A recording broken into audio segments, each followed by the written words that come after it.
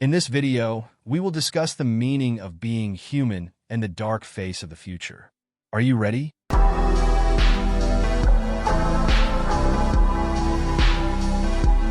First, we need to know that the movie is an adaptation of a book. The novel was written by Philip K. Dick in 1968, and the film was directed by Ridley Scott in 1982. Let's first quickly go over the movie. In the 21st century, humanity has advanced technology and produced androids that are almost indistinguishable from humans. Blade Runner is not just a science fiction film. It is also a film noir and a cyberpunk movie. This genre continuously shows us a dystopian future. The slogan high-tech, low-life thrusts in our face from the very first minutes. What kind of future awaits us? Humanity is divided into two. Those at the bottom, the lower-class humans, and the others who have risen above them with their technological temples. Modern gods living atop pyramid-like structures reminiscent of Mount Olympus. But how did the world come to this state? History repeats itself. When humans began depleting Earth's resources, they started colonizing other planets. And this time, they used replicants as slaves instead of humans. The most advanced models are called Nexus 6. Do we now understand where Google got the inspiration for its phone brand? Who is the person that produces these replicants, who make the conquest of extraterrestrial planets easier? Eldon Tyrell. The motto of the Tyrell Corporation is more human than human.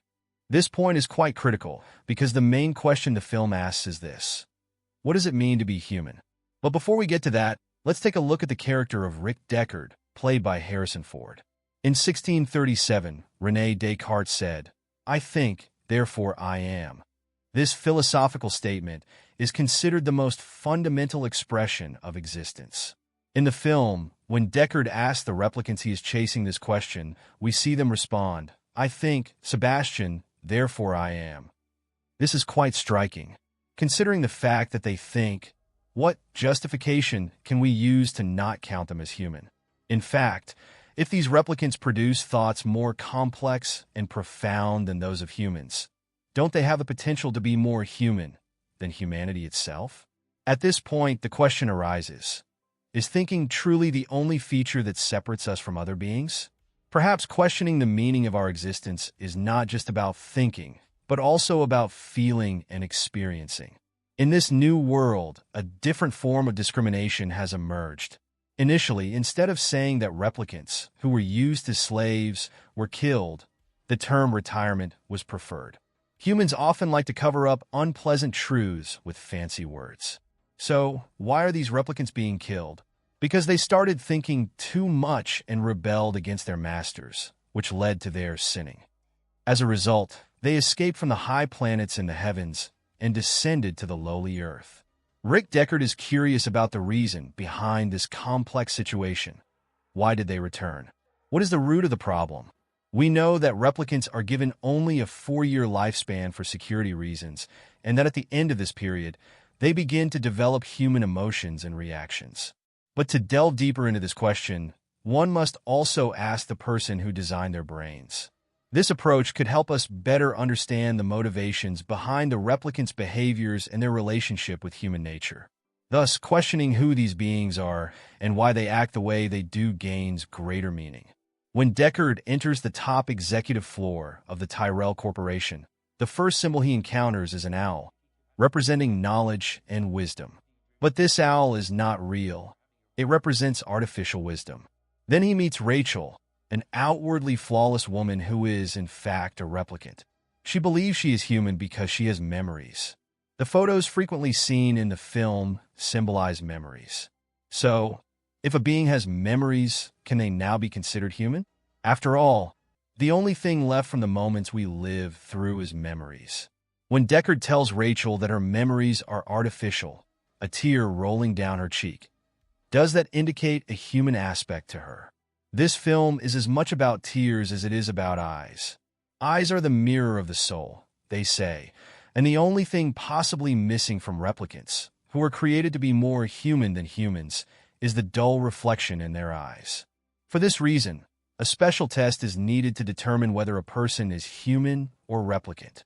This method is inspired by the test proposed by Alan Turing to distinguish artificial intelligence. The phrase, "eyes don't lie," holds here as well. The one asking the question looks into the eyes to seek the answer. However, as viewers, we cannot be sure whether more advanced models have been produced. This situation further blurs the lines between humanity and artificiality. Our doubts reach a climax at the end of the film. A replicant, whom we initially saw as the villain, presents us with a critical clue about the meaning of being human: free will. He chooses not to kill Deckard, who has come to destroy him. This choice reveals just how free-spirited he truly is. Living in fear is quite a bad experience, isn't it? That's what it's like to be a slave, he says. Now, we are faced with a replicant who has truly freed himself from slavery. Moreover, he is free enough to explain what true slavery is. Deckard, on the other hand, begins to doubt his own humanity in the face of this. Could he be a replicant too? The answer to this question is whispered by one of the most mysterious characters in the film, Gaff. We will later come to know him as a real man in the Battlestar Galactica series. The last of the origami figures he makes reveals that he knows Deckard's memories and daydreams. Unlike the novel, in the film, we realize that Deckard is most likely a replicant. Moreover, the possibility of disappearing with the woman he loves makes this even more complicated. This duo, lost in their own universe for 30 years, has been missing from ours for 3-5-in 2017. We will see the continuation of this story. Typically, the sequel to such a cult film is not very satisfying. But this time, I find it hard to keep my expectations in check. Because the director of Arrival is handling the continuation of the story, and Deckard is still involved. Perhaps the only thing missing from the new film is the music by Vangelis. Let's not forget that one of the key elements of the mythological atmosphere created in the first film was the work of this musician from Greek soil. In addition, before the release of Blade Runner 2049, an anime titled Blackout 2022 was also made. So, exciting developments are happening in the Blade Runner universe.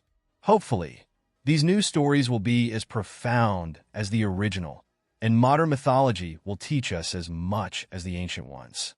Otherwise, all these moments will be lost in time, like tears in the rain.